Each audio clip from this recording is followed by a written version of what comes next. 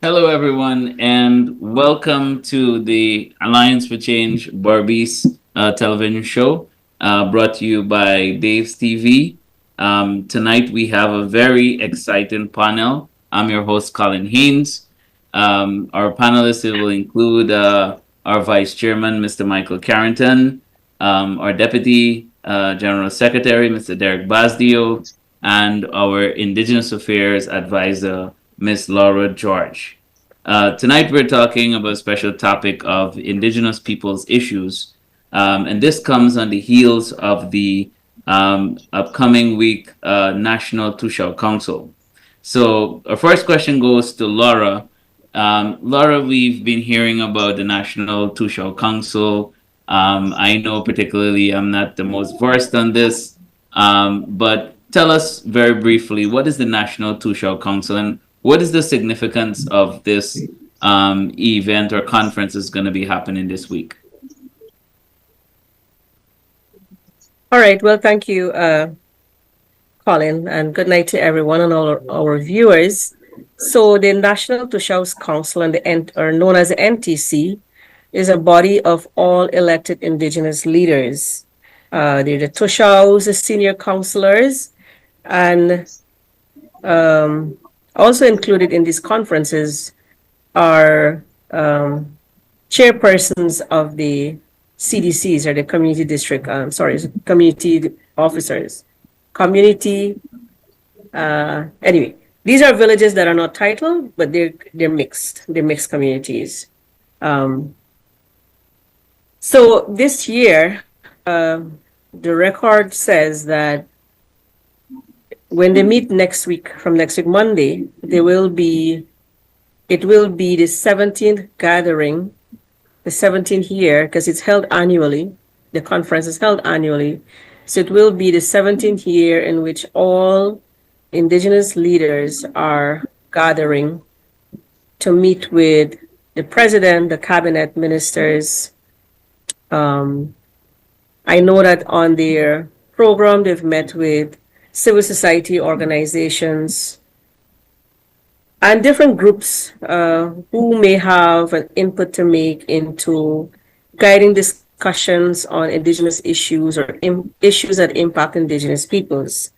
So for this year, the government information says that there will be more than 240 leaders in Georgetown for this conference next week. Wow, that is quite a big number. So, Laura, we have been hearing a lot about land titling and land rights. For folks who are not so familiar with this, can you tell us a little bit?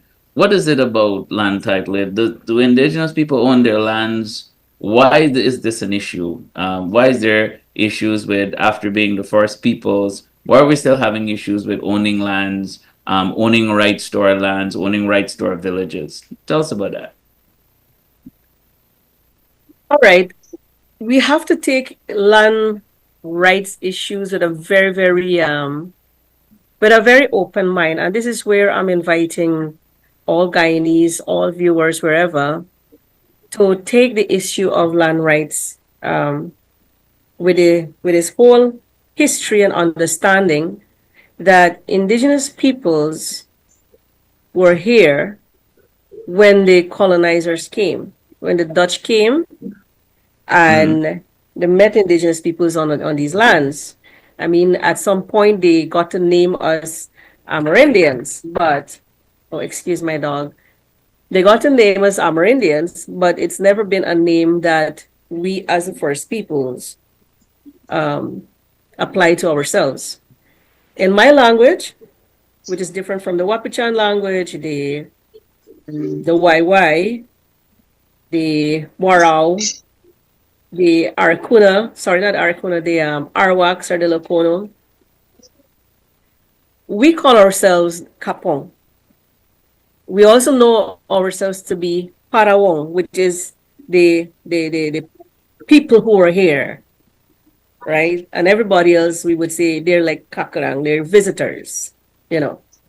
But in the sense that we have when we talk about land rights, it's understanding that indigenous peoples are a group of people who were dispossessed of our lands, who were displaced by the actions of the colonials when they decided that they will occupy these lands and declare it their lands because it's empty and that nobody's here, at least not anybody who they understood or respected um, to be people that occupy these lands in the way that they feel that it should be occupied. So that was the very beginning. Now let's bring that forward to when Guyana became independent. When Guyana became independent, it was with a very clear, what we felt was commitment to ensure that indigenous land rights are dealt with. So when we talk about indigenous land rights, it is not land rights in the sense of restricted to titling alone or restricted to demarcation alone or restricted to extensions alone. That's not what indigenous people's land right is about. And because whatever laws that were created prior to independence, during independence, and post independence has not done justice to ensure that indigenous people's land rights are recognized in the sense that indigenous people's lands are lands that we have traditionally occupied, used, and owned, or otherwise acquired by way of our custom, right? And by the way that we live up to today, because of the lands and occupation that we use, as I said, which are very important to us. These are lands where we hunt, we fish, we gather our resources, whether it's for our house, medicinal plants, craft use, or lands that are sacred, lands that are important to us.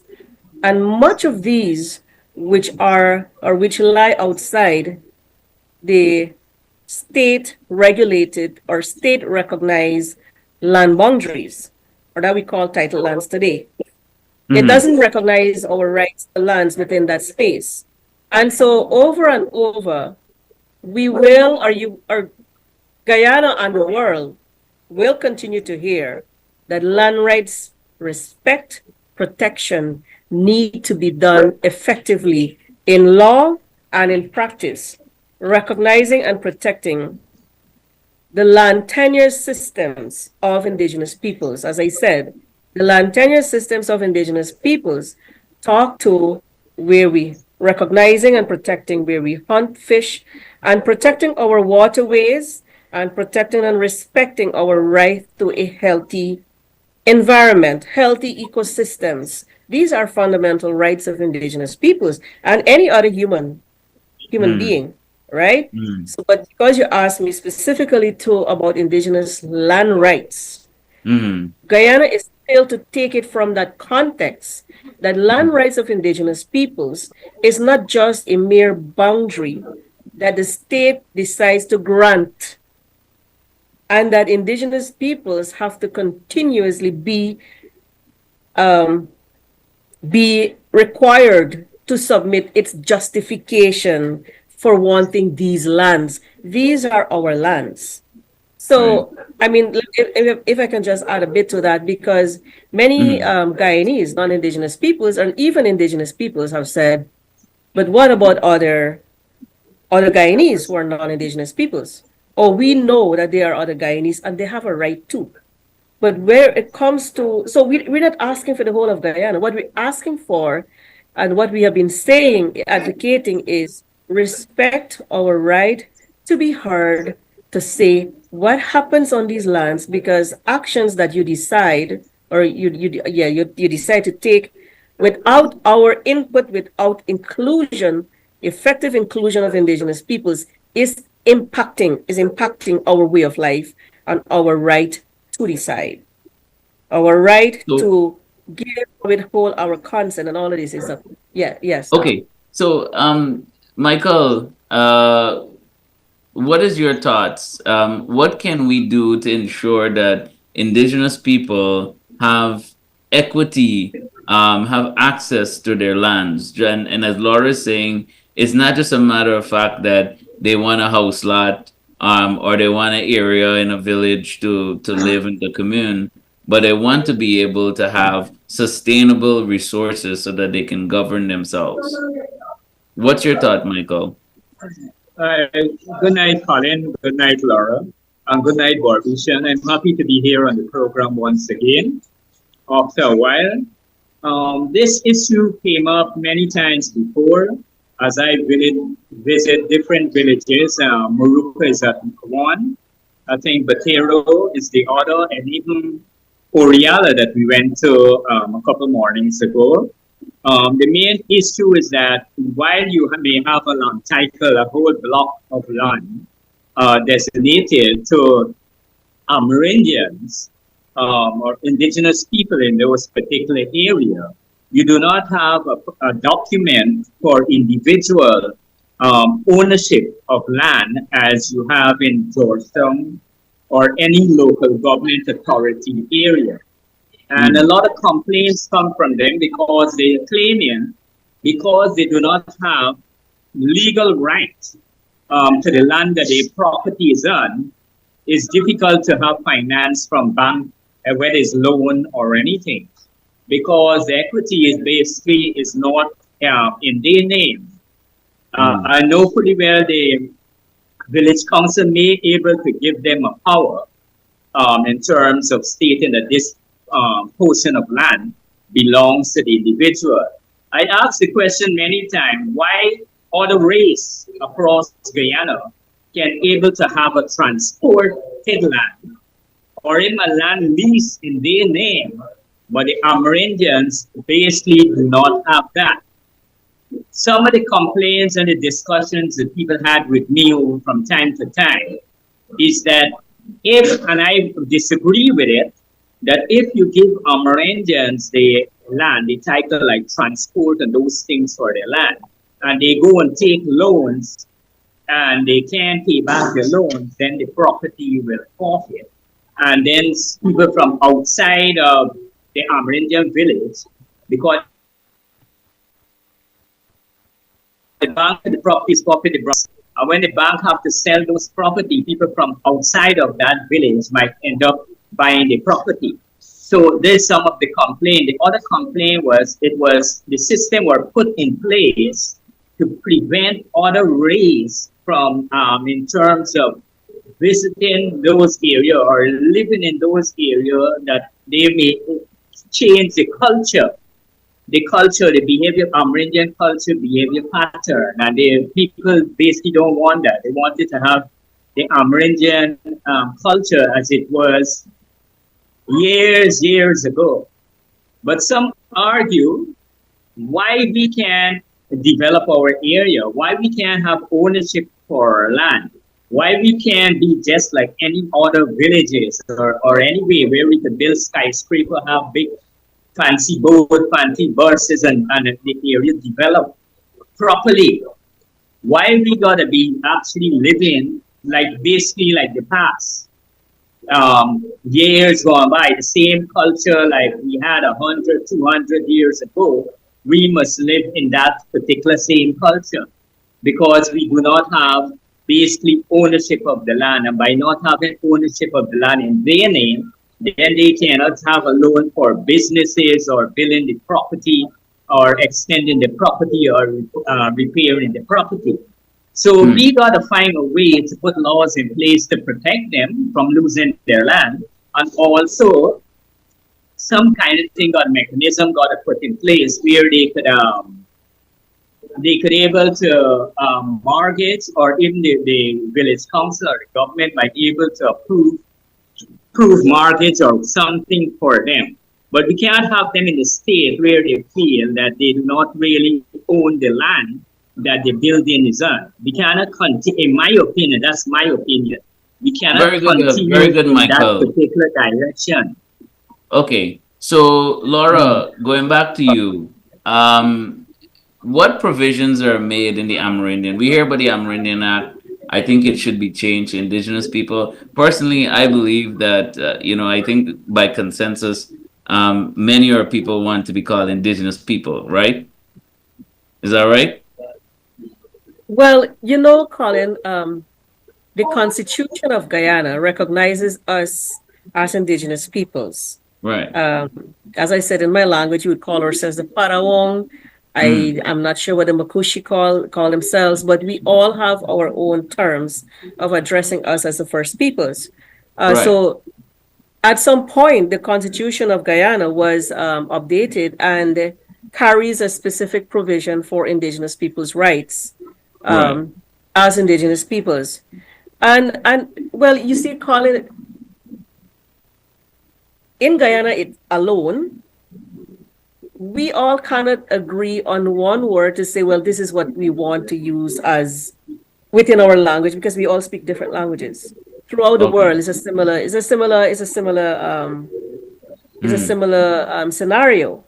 But at some point, stemming from at the United Nations level, Indigenous peoples' rights organizations have advocated to agree to what term are we going to use. So, as I said, prior to the Constitution and the mm, provision, you had all these colonial, uh, what they like to say, discoveries, and who they met first, and all of these things. mm, Um, at some point, you know that the name Amerindian was applied to us. right. Um, but yeah, and what's in a name is very, very important. So every year Exactly. we go to And the I United totally Nations agree with that. conference on the Right. I totally and agree we with that. use the That's indigenous why peoples term all the time. and that's why I think it's important for us to at least externally for us to be sensitive, to be culturally competent, to be able to be sensitive to how do we address our First Peoples, because similarly, as Afro Guyanese we want to be called Afro Guyanese. If we're Indo Guyanese we want to be called Indo Guyanese. We don't want to be called any slurs or slangs or whatever the case may be. But more importantly, I wanted to ask you about what I was getting to is the Indigenous Peoples Act, or what's called the Amerindian Act, right? And I'm calling it Yes. the Indigenous People Act, right? Because I think we can agree that the Indigenous peoples is the more sensitive or more culturally competent. What provisions does the act make for ownership of lands, not just a house lots we're talking about, but ownership of sustainability for our indigenous people? So, what does the act cover in that regard? Okay. Well, that's a very good question because yeah, I will respond to Michael's he said his personal opinion. So there are individuals, I know that there are individuals in communities throughout Guyana who have raised that very question of why can't we, like any other Guyanese, be available to access a house lot and use that, to uplift our livelihoods and all of these things if you want a loan or all of these things.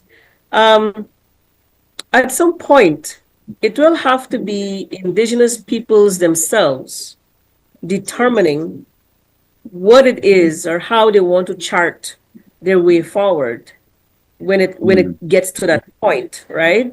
The Amerindian Act as it is right now does not cater for individual house lots as as having a transport to it as individuals.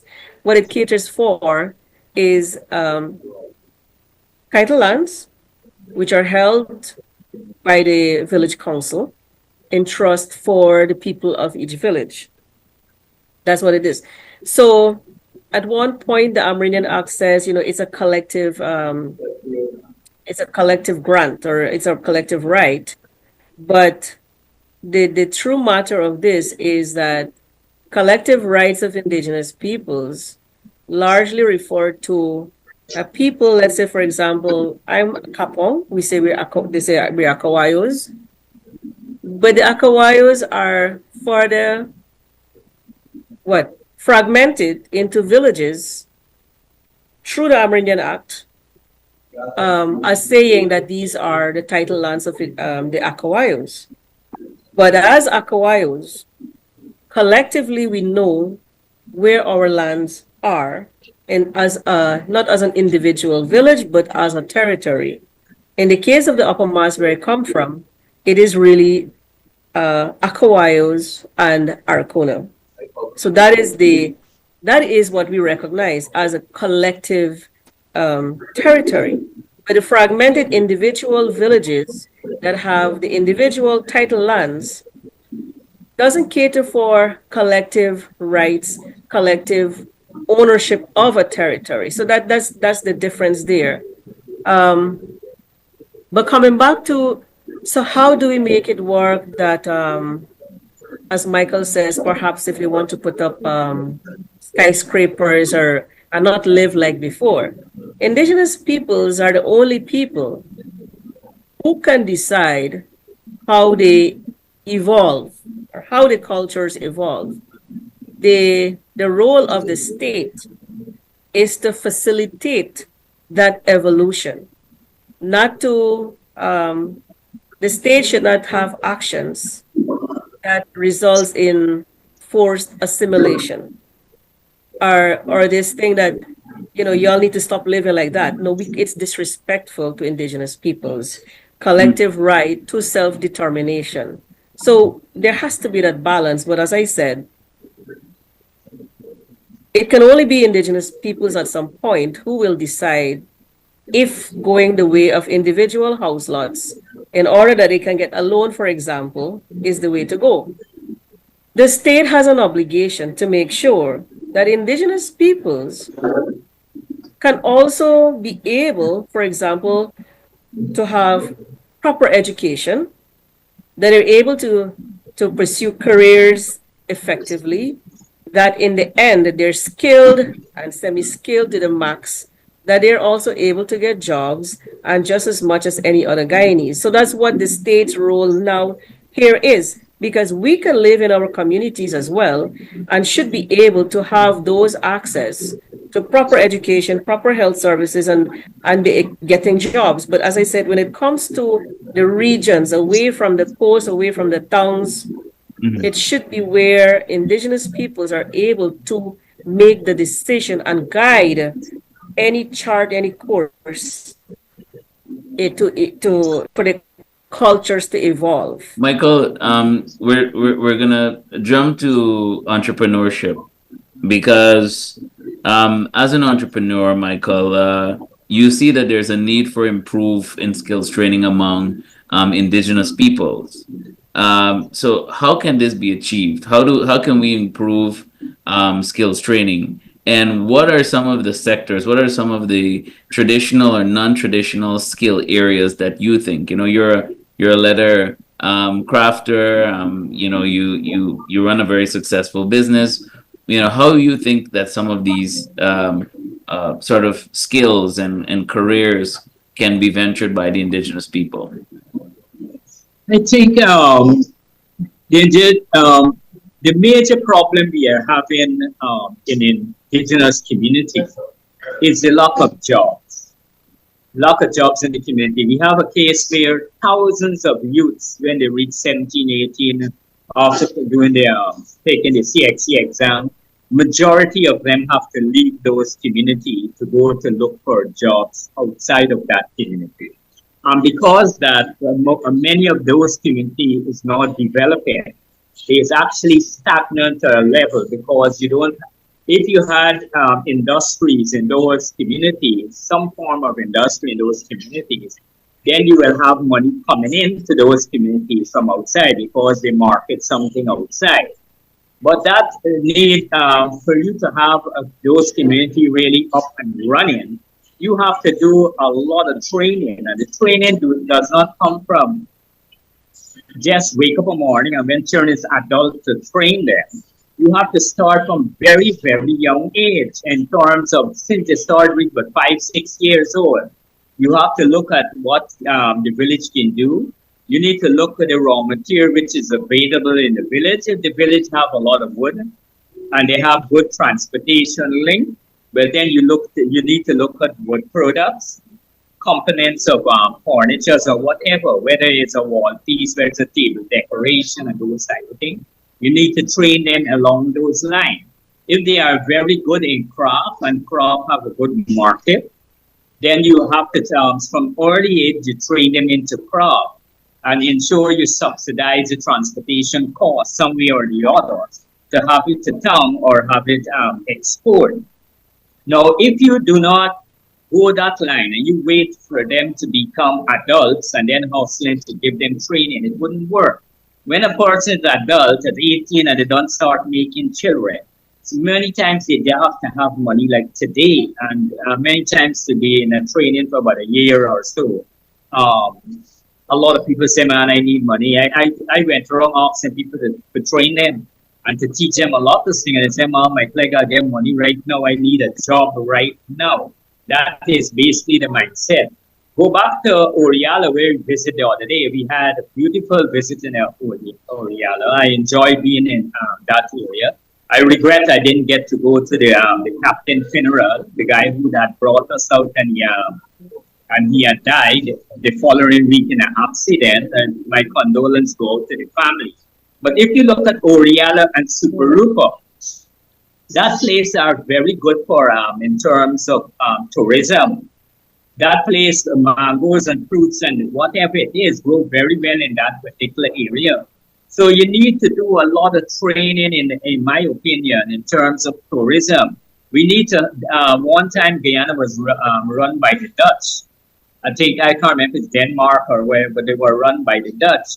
You have thousands of these yachts, these small yachts, these boats, beautiful boats that people want to go on tour and those type of things. We need to develop Oriala into a tourist industry area where we have a lot of small boats and ships coming from all over the world, visiting them, having them build some nice things in that particular area, finance it in order that place that they could stay and those type of things. And to bring in money, we have to train the people in customer service and how to treat the people when they visit there. Hundreds of millions of dollars could come into those particular two villages in terms of tourism. The river is very beautiful and nice to swim, nice to boat riding, canoe paddling, and all of those type of things. So the whole thing is to train the people to do things for they to make money. So a lot of money more have to go into training. The money where they are budgeting for training, you need nearly 200-300% more than that in terms of training. You also need money as grant to the people in the communities who may be able to start up some little business.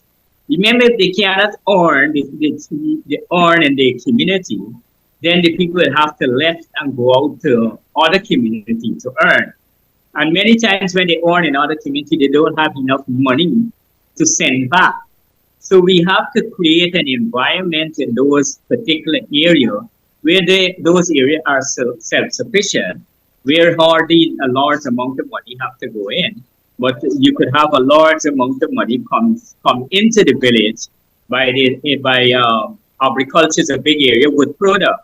You have a riverway, you have the whole Quarantine River that a lot of wood product can leave there and to ship abroad. They have a big ocean there. So my thing in terms of Batero and Oriala is for the government, the AFC government, when we in power, to invest heavily in terms of training in wood products if that area produces a lot of wood. If there is a very good agriculture area, we give the people grant to plant. Whether it's mango trees or what if you want 100,000 mango trees to plant, you give the people each person a grant for every tree that they plant. You give them $1,000 a planting every mango tree. So if they plant 100 mango trees, 100,000. That money will use to helping clearing land and planting and looking it after. So when those trees grow big, you're able to make a lot of money. You're able to export mangoes and those type. The government will be able to collect tax from it. So there's a lot of that. We got to invest heavily in training in schools, starting from the kindergarten schools right up. Do like what China is doing and other countries are doing. From young age, they started training. So I think those two villages have great potential, but we Right. just need to invest some money in training in every form you think about. I agree, Michael, because I went to Saxakali on the Essequibo River, and Yeah, I we were was there seeing, together. yeah, we went there together, and we see how the indigenous people were making these wonderful crochet chair backs. Going Yeah, back to the days, that was something that was Guyanese. That was something that was indigenous to us. Now I went to Barbados, and this was something that it actually drew my mind about the Pomeroon, because I've noticed when you're walking down in the tourism areas, they take these coconut shells. I'm not sure if you know, but it's Laura, and they make yeah, some nice earrings. They carve it out, and beautiful, beautiful. beautiful, right? And in indigenous communities, like I said, like Wakapau and those places where there's a lot of coconuts, we can actually utilize that whole coconut concept. There's no part of the coconut that actually can be disposed. You've got the outer shell could be used for energy. You got the hard shell that they use for earrings, and then for instance, Laura, if your tribe has certain emblems, have certain sayings, have certain things, that could be inscripted on those earrings. And so, among all the other tribes, you can now have, each of those, and folks who are coming down. I know also that there was a plan, and I think Stanley Ming had a very good plan with Guyana 2030 when he talked about the Essequibo River being a main port for things like cruise lines and those kind of thing coming down, visiting the native villages and these kind of things, and buying some of these products. You had investments in things like um, uh, peppers, right? Pepper sauce. We see that I think Nigel, went into a village with some ladies that were doing work with pepper sauce. There's just so much. I think strongly about when it comes to indigenous people. I think there is just unique areas that we can invest in, that we can tap into, and that we can be able to lift their economies because they're very, very talented people. I mean, they haven't had all the luxuries like we did in the coastal areas, but they've been able to thrive, survive on very little resources and more naturally as well. And Laura, do you have any comments to make before we move on to our next topic? Yes, I agree. I'm aware of several, like several projects over the years, geared to support like those ventures Mm, that both you and Michael have spoken about. Similar, maybe not the very exact things. Um, I still like to I still like to insist and promote that equal access to education is key to getting indigenous peoples out from that kind of the cash economy, the lack of cash economy, because as mm, Michael said earlier, people need the money now. So yes, we can have those are important for as smaller ventures, but I still believe that indigenous peoples really lack that proper access to education, that many of our young people are unable to finish high school and get and pass grades at CSEC, even though many now, you have dormitories and secondary schools and dormitories to accommodate children. It is not working. So all of these things that we need to enhance and ensure that our indigenous people's children, well, the nation's children, are really able to be successful through the high school, get into um, skills training or careers, and where they're also able to own the ventures themselves, right? I think I've heard Nigel Hughes ask the question many times. How many millionaires, how many indigenous persons do you find as millionaires throughout Guyana or in the communities? We don't. mm, Can probably mhm, name a few. But If you get on the coast, you have Indo-Guyanese, Afro-Guyanese, many who are millionaires. So how did that happen?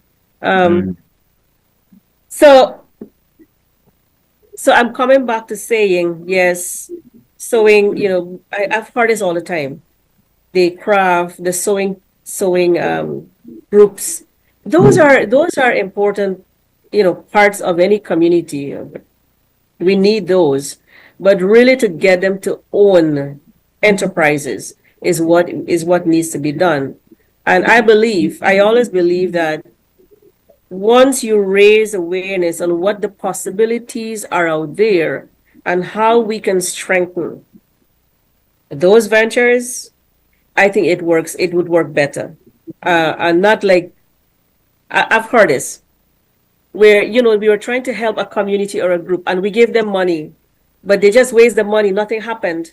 And I'm like, no, I believe it's because we didn't have a talk with them for them to understand, for them to really guide and say, okay, well, I can see this is how I can make it work. This is how I can sustain it beyond the funding, deadline. We also have uh, one way I believe that tourism can be such a good venture for communities. I support tourism where indigenous peoples lead and own that tourism venture. It works Correct? because what I feel is that right. I don't support people coming to look at us and take pictures of us, and there's this, no, we are a people, we are a proud people. And so when you come Agree. to see me, when you come to see my people, the community, it must be that you are in such awe to recognize the knowledge that we have, the science of our knowledge and indigenous knowledge that you don't know about, and we can show you, we can teach you how we do it. So, Right. so to support that, Colin, I always believe how we can make that work successfully in communities is also to have in Guyana interchange visits. We learn from each other, we teach each other, and then even outside of Guyana, where there is successful um, eco tourism ventures, where has it worked? I don't know if there has been such visits, but it should not be one or two exchange visits. But I believe that is what is needed to really let communities and the village councils or the district councils learn from and say, all right, this is how I know we can do this. Because we have beautiful villages throughout Mhm. Guyana, you know? Yeah. Yeah, I totally agree with you, Laura. I think that, we need to we have to stop this approach. I think it's more of a colonialistic approach, right? Where you just come and you're in awe of the people where they live. But then, it's like on to trying to develop the economy of the indigenous people. So, if you're making your own wine, right? Then you come and you enjoy your wine, you enjoy your food, you go and do these tours. And by the way, these things are very well established. I mean, indigenous peoples throughout the world, whether it's United States, Canada, Great Britain, even Australia. And when I say this as well, and you talk about these exchange programs, also these should be some of these exchange programs where the Aborigines from Australia, they can come and tell you how they're improving tourism in their areas, and then you go to Australia or you go to Great Britain or Canada and so forth, and have that exchange of knowledge, so that when you come back, then you have this wealth to be able to transform your economy, transform your villages, and to help with the development of your people. Michael, anything to add? Well, I wanted to go back to Oriella when I was there. The place, I find the place very clean. Mm-hmm. The people, very, very nice people. And I decided that we need to work. There are a couple of villages that I can't work in all, but a couple of villages I will try to push to see if we could have development done in those community. And Oriala and Sipurupa is one of that area I wanted to look at. Going back to what Laura had said just now, and she focused the major problem in those areas may be education. We have to up the education standard, especially technical education. Because if you look around, the majority of things that you use on a daily basis is actually called for handwork, whether it's a painting, whether it's a sculpture, whether the chair you sit on, everything, the shirt that you wear, the pants that you wear, it calls for some level of skill. So it's not just academic education, because what I find over the years, you have some children that never went to school, don't know to read and write, and they're still successful in life in some kind of form of business of skill. They are good tradesmen. They may not have a degree in engineering or whatever, but if you draw a plan of a building, they will build that whole building for you without they even went to school dealing with architectural or everything. So you have, we could train people in different levels. The problems you may have in our Indian communities is marketing. So if you have them producing something, like I saw in Brazil, they were producing earrings and even belts out of a walrus seed and coconut seed. They cut it up very thin and make it a nice design for a dress. And so if they are producing things, you have to find the market for it. Because while you train them and they become productive, they may not have the skill to market the items to you. So you may have to go back to some of the things that Bornham used to do, where they had a marketing agency that wherever you produce, they pick it up, they buy it off from you, and then they try to see if they market it for you. It's difficult for people who produce in an item then to run all over Georgetown or some way when they finish labor for days producing these items to have them sell. Unless the village develops in such a way that you have a large amount of people going into the village to shop. So the marketing aspect, so we need to look at skill training, job creation, and marketing in any field that is possible. Long as you have people marketing things for a village, people will produce. As long as people earn, people will develop. They're able to build their own house, buy the boat, the cars, and those type of things, and even build a skyscraper in the village, so visitors could come and stay inside of it. So my thing is that I need to see our the future generation, the Amerindian or indigenous people that call them now, excel in terms of development, just like any other race. I don't need to see them actually oppressed in some kind of way to have a particular result or to have a big show, as Laura said, just some people coming and take pictures with them. We don't need that. We need those areas to develop. We need to pump money in those areas in terms of any aspect of development. I made to understand from someone that the Amerindians can't dig more than 6 feet in their land. I don't know if this, but Laura will clear that to me in terms of some rules. That long as they own the village own the land, they cannot dig 6 feet deeper. That means that they cannot go like dig or look for gold within the territory without the permission of geologists and mine, although they own that particular area. So there's a lot of things we need to look at, and we need to work for the development. And I think it's about the cooperation. We have to find a way to people to cooperate, to work together. Most in most of our areas, whether it's Amerindian or any other area, there's what is called a lack of cooperation. I don't know why. But years ago, you had the cooperation, but these times it's difficult to have cooperation with people. As long as you have cooperation, you will have development. And I think the AFC will be working very hard in the future in terms, whether in government or out of government, we need to work hard to help with development in those communities. And I decided myself and others that we will push for development. We have to have these people earn. As long as they earn, the people will stay in the village will develop, and Guyana will excel. Right? So Colin, I'm really happy to be here because I'm a Barbician from Region 6, from Kanji, New Street, Cumberland, I think it is. And I love Berbice. Berbice is a good agriculture area. We produce a lot of rice, but no rice products, hardly produce rice products. We produce sugar, but hardly we produce any sugar products. We don't have large amounts of sweets, jams and jellies coming out of Berbice. We're producing a lot of provision, but we already have plantain flour, cassava flour, and the different sweet potato flour, and all of those things, and all different products coming out to that area. So what we need to do is not just reading and writing education. We need to actually train the people to do things that where they could earn. People need to earn money to live and mind their family. So this program is very, very, and I'm happy to be on this program. I think I talked too long. Um, and I will hand it over back to you, Colin. Yeah, well, as we're wrapping up, we're wrapping up the night. We were gonna touch on agriculture, and we had Derek here to try to give us that insight. But we're gonna move over to healthcare, which it's my first love, right?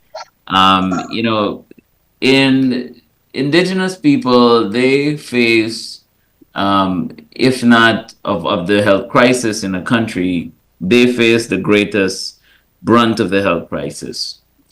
In prevention of mother to child, or mother to child health, or maternal and child health as we call it, there is about three different delays, right? That's one of the major reasons why babies are dying, mothers are dying.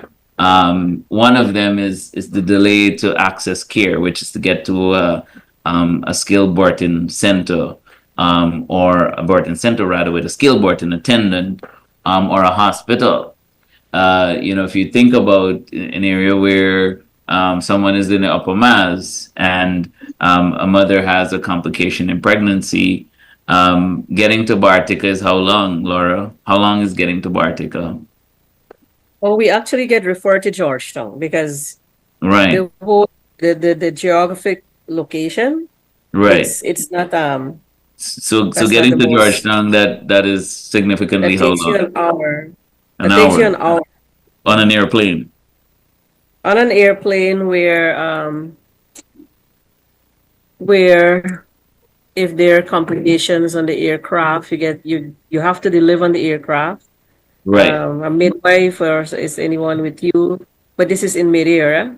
right, Um, Sometimes, well, the policy is because the first child of any for any woman is considered high risk. mm, They refer them to the district hospital, the nearest district or regional hospital. right, If not, it's to Georgetown. But I still like to maintain that prior to considering our women getting their firstborns, uh, prior to having them considered as high risk and referring them to Georgetown, right, we had our indigenous experts who helped to deliver our children like so many times, like over and over for decades, for generations, mm-hmm, with the least set of complications. That's the other thing we need to address because mm, bringing them out to Georgetown has not been the best thing as well. Our mothers go through trauma. correct, In our own cultures as women, as young mothers, or as any other mother at all, with a newborn, right, we always have the help of family, whether it's the mother or the grandmother or an aunt. Somebody's helping the mom, the new with a newborn, or the right, dad, or somebody is there. It doesn't happen like that when you bring mothers out to Georgia to get babies to be delivered here. So it's not culturally responsive at all for us as indigenous peoples, you right. know? And I think that so that is one of the parts. Now, getting there and getting care is another thing. So that happened to be the second D that there is in terms of delivery. So I think that we've talked about this, and we strongly believe that the way forward is that we need to have skilled birthing centers. I mean, it's nothing new today. Similarly, in rural areas, in indigenous areas, in sub-Saharan Africa, in Asia, and so forth, they have these birthing centers, right? Which is equipped with the same indigenous people, right? So we're not, I don't believe in taking that away, but we've also noted that looking at the data, we've seen that there is a number of cases, unavoidable cases where mothers are giving birth to babies, and if there's a complication and you don't have the tools, equipment, or the knowledge, skill, then these babies end up dying. And so we believe that we need to have, and when I say we in the AFC, this is a part of our health policy, is to have birthing centers. You don't have to go to Georgetown. You don't have to go to Bartica anymore. In every single village or major villages have these birthing centers. They don't have to be very big, with the local indigenous people who are trained, skilled birthing attendants, to be able to deal with these issues like preeclampsia, ectopic Excellent, pregnancy, Colin. and Excellent. so forth. Right. Now, the other thing is mental health.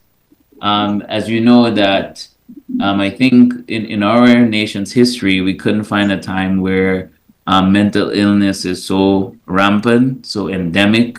It's a pandemic right now. It is treacherous because people are struggling. And Mm. recently, the events that we've experienced as a nation is even more traumatic. You know, imagine being top two or top five in the world, and a major event has happened. What does that do? I think that takes us even further back. And as a nation, we haven't really, as yet, dealt with the issue of how do we successfully deal with trauma? How do we express our feelings? How do we request help? But as a government, we also need to provide the tools as well. Recently we've seen that they're rolling out the 915 helpline, which is the suicide prevention helpline. As always, my problem with these things is not what is done, but how it's done. I think we have a way of trying to glamorize things, do them because they look good or they feel good.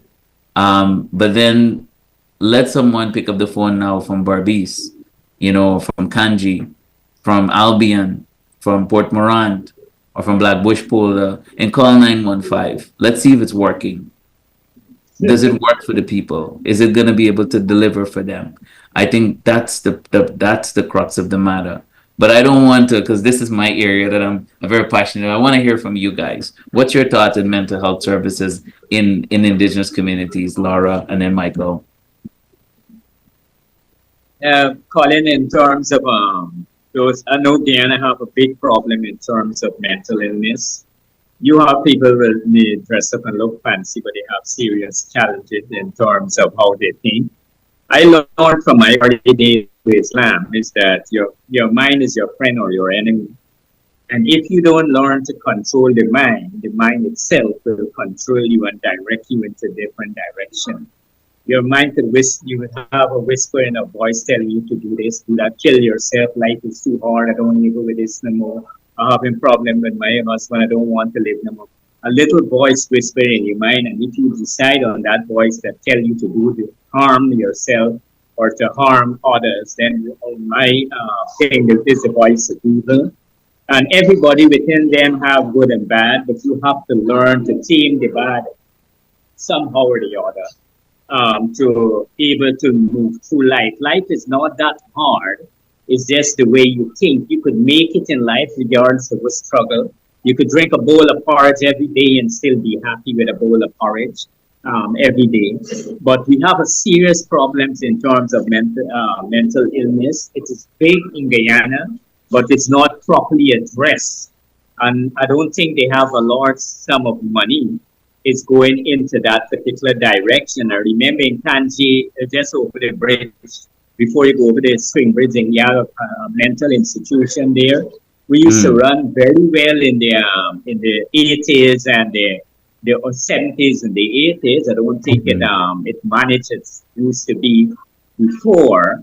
And so we need to work hard in terms of this, because a lot of people, I'm telling you, a lot of young people have some mental illness. It might not be big, but it could actually deteriorate over a period of time, especially when certain things transpire, like that girl which was allegedly or which was murdered in Region 3. a couple mornings, it affects the psyche of the Right. majority of Guyanese people. Right. It causes great Right. hurt and Mm-hmm. those things too. You could flip within actually.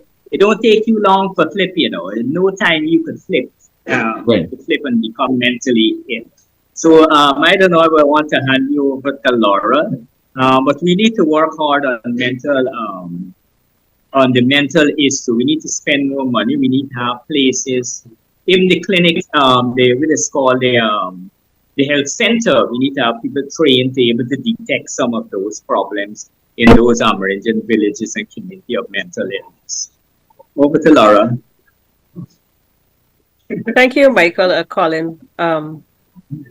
Perhaps I will begin with saying that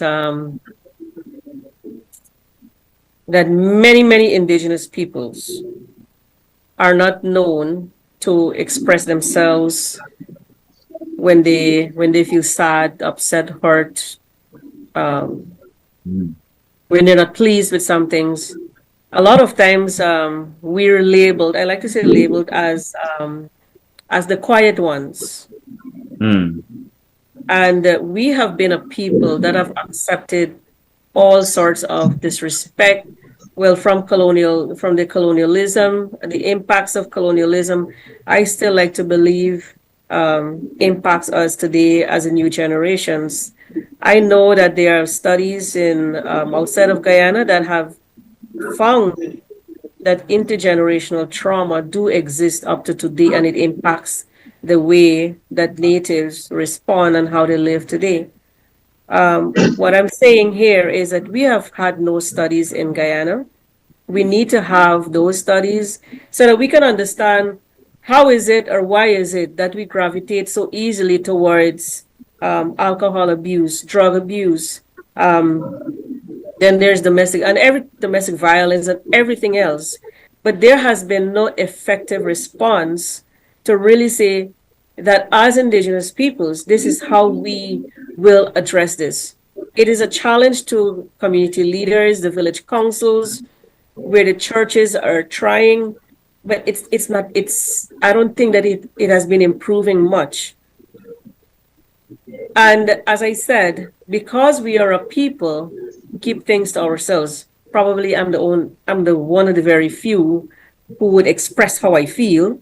But the majority of us as Indigenous peoples have kept things to ourselves. And there is this belief that or this I don't like to say it's a culture. There is this situation where we're concerned, we're scared, we're reserved, that if we voice our opinion or stand up for ourselves, including our rights, that we will be labeled as this negative set of people. It's either we're scared or that we're just totally reserved. So what do we need?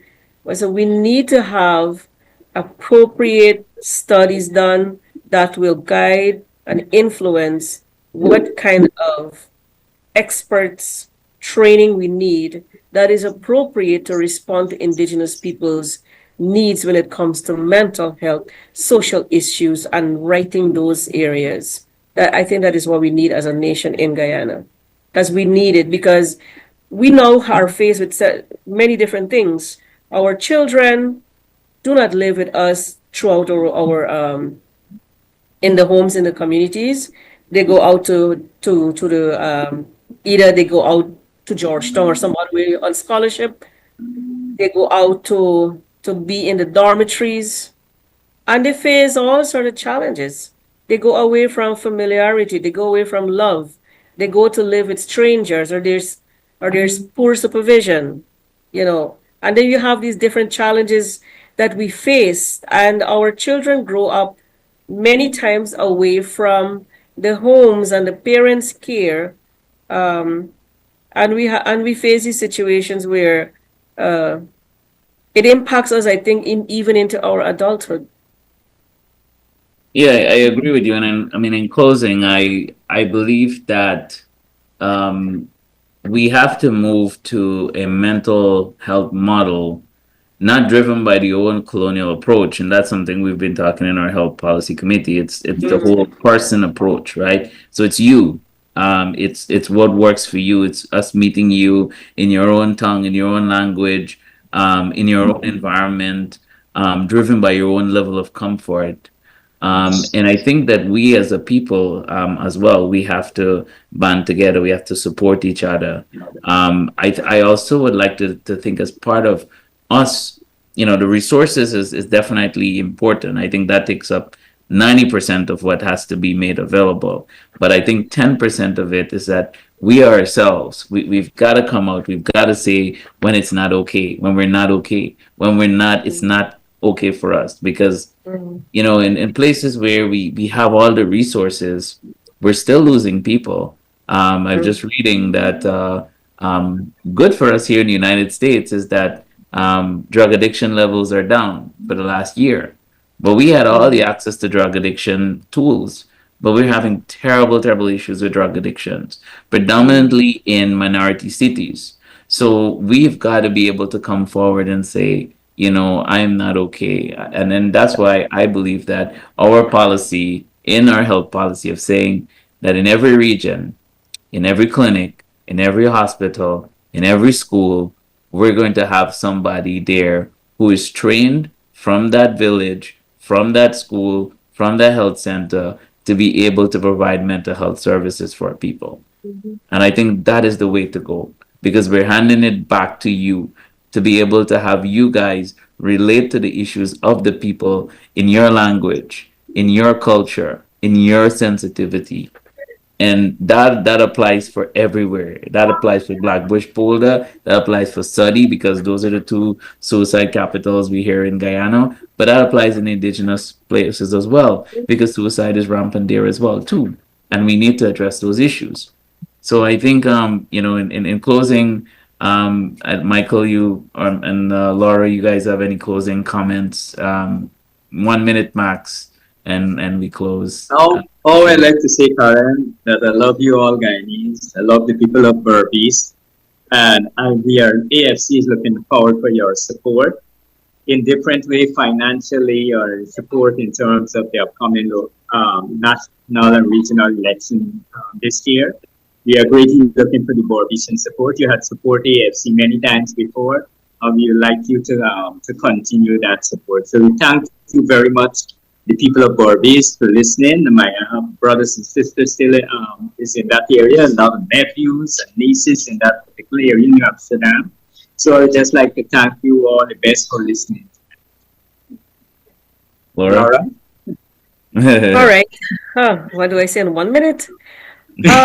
Probably, I'm not sure if the Toshaws will see this, but my hope is that the conference will be one where Indigenous leaders are treated with respect, that they're spoken to with respect, and that there's really a time for this where, in the time of Venezuela's aggression, in the time of oil wealth, and in the time of foreign investment, that Indigenous peoples are truly able to collectively chart the way forward on their visions and their priorities as Indigenous peoples, that we are not, what is the word, like left behind, but really that we are able to determine what is it that we want to have for our generations, the present and the future generations.